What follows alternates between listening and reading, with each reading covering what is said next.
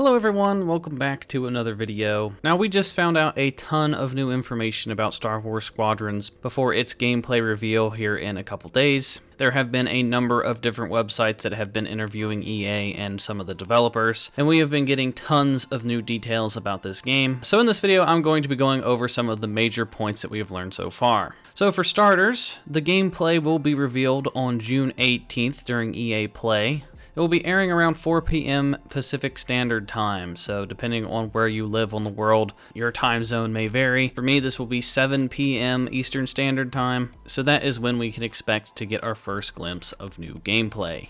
And then one of the most important bits of information that we have learned is that EA themselves describes this game as an immersive first-person space dogfighting experience. Keyword being first person. Now I can already tell that this is going to be a major turnoff for a lot of people. A lot of people just don't like first-person games. And from my experience playing Battlefront 2 for over 2 years and seeing how many people play in third person, even in Starfighter Assault, almost nobody ever plays in first person ever because you're at such a disadvantage in first person. I think this is going to turn off a lot of people. But for me, if anything, this is a plus. I am okay with this. I enjoyed first person mode in Battlefront 2 because it was so immersive. It looked amazing in first person. The problem was that, like I said, you were at a huge disadvantage, so everybody picked third over first. So if you take away that option of third person and you force everybody to be sitting in that cockpit and everyone has the same exact view as one another, then everybody's on an equal playing field and you get kind of the best of both worlds. Everybody's equal in terms of gameplay and it will look amazing at the same time. So take that however you want. So if you aren't a fan of first person games, this might not be for you, but if you love sitting in the cockpit and you like the immersion aspect of Star Wars, then this game is probably right up your alley. So for me personally, I think that that is a good step in the right direction. And then we found out a little bit more information about the multiplayer. It says in multiplayer, you play as a starfighter pilot who will control a number of iconic New Republic and Imperial ships. Together with 4 others in your squad, you'll take part in strategic multiplayer space battles. The end goal in the fleet battles mode is to take out the other team's flagship. Another mode, dogfights, challenges players to work together and take down as many enemy ships as possible. So it sounds like the only 2 modes that we have confirmed as of right now is basically just team deathmatch mode where you just fly around and blow up as many ships as possible. It's pretty basic. And then the other mode, you just fly around and you try to blow up the opponent's opposing ship.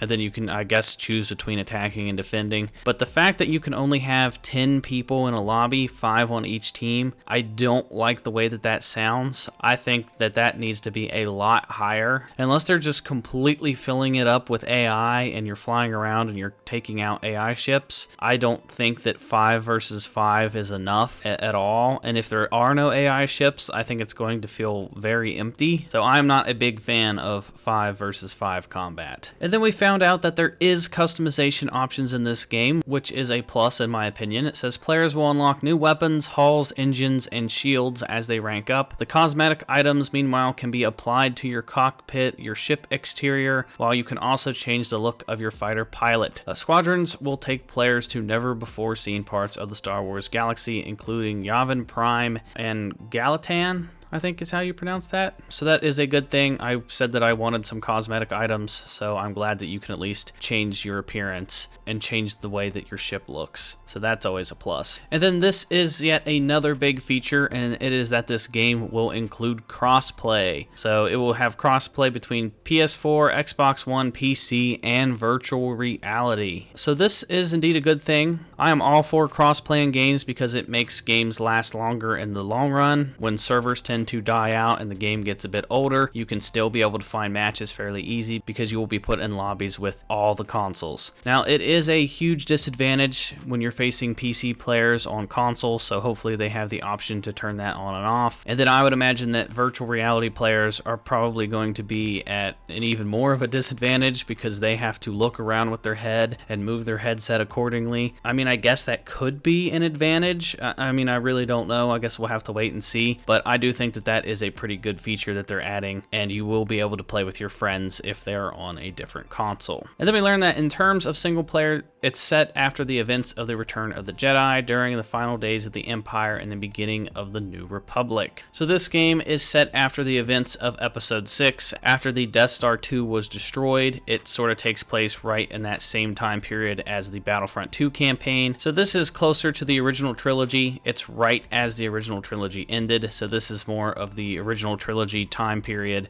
than it is the Disney era. So you aren't going to see any First Order ships. The ships that you will be fighting against and fighting with are the last remaining remnants of the Empire. And then another major important thing to note is that this game will not have microtransactions. It appears that EA has learned their lesson with Battlefront 2, and it says that Squadron will feature rich cosmetic and game-affecting customization options. Players will earn these cosmetics through gameplay exclusively. And another huge bit of information that we learned is that this game is already up for pre-order right now. You can go ahead and pre-order the game. It says pre-orders for Star Wars Squadrons are available now. Squadrons is not a full price game. It will cost $40 US. EA and Origin Access subscribers can play the game for 10 hours at launch for free, after which they can buy a game for 10% off. Origin Access Premier subscribers, meanwhile, you will get the full Squadrons game at no extra cost. So if you have EA Access, you can get the game early and you can get a discount. And then if you have the EA Origin Access Premier, it is already included in that price tag. But for everybody else, it will not be a $60 game. It is only going to be $40. So this is yet another red flag for a lot of people. I said just a couple days ago that this game was going to feel like a cash grab, and a lot of people were tearing me a new one, telling me that I was just negative about it. And it looks like I'm going to be kind of right. This game sort of came out of nowhere. It got announced this year. It's only $40 instead of $60, and it only has 5 versus 5 combat. It's only stuck to one era. And like I said previously, anytime I've ever played a starfighter or any sort of air combat game, they've always had very short stories and have just not been very long games at all. So I would imagine that the campaign is going to be very, very short, and then it's just a $40 multiplayer with cosmetics. So it seems like this game is just going to be a starfighter flying simulator. You fly around, you blow people up, you play team deathmatch, and then wash, rinse, repeat. You unlock more upgrades and more cosmetics, and that seems to be about it. So unless the cosmetics are really, really good, it already sounds like it's going to get a bit repetitive.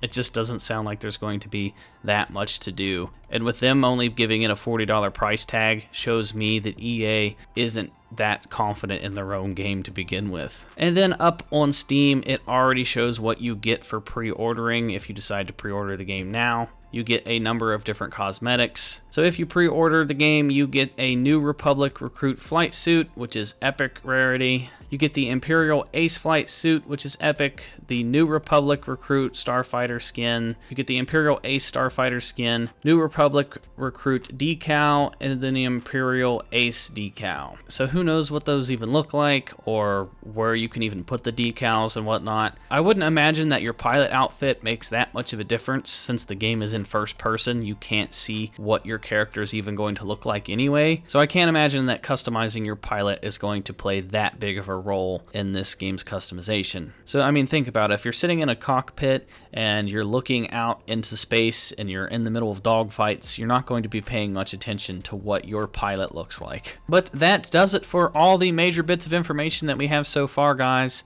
Let me know what you guys think down in the comment section down below. As a recap, this game comes out on October 2nd of this year for $40. It is a first-person only starfighter experience. It is crossplay, no microtransactions. There are customization options. It is 5 versus 5 multiplayer. It will come with a campaign. It is based right after the end of Episode 6, so it falls just in that original trilogy era, and you can pre-order the game right now. So let me know what you guys think down in the comment section down below. Are you more or less likely to get this game now? Are you going to wait for the gameplay to come out before you make your decision? Regardless, I'm interested to see what you guys think. Give this video a thumbs up if you guys enjoyed it. Hit that subscribe button for all your Star Wars and video game news. If you haven't yet, follow me on Twitch at Swanee Plays Games Live, and be sure to join the channel's Discord. And that is going to do it for me, guys, and I will talk to you all in the next video. Will you join me?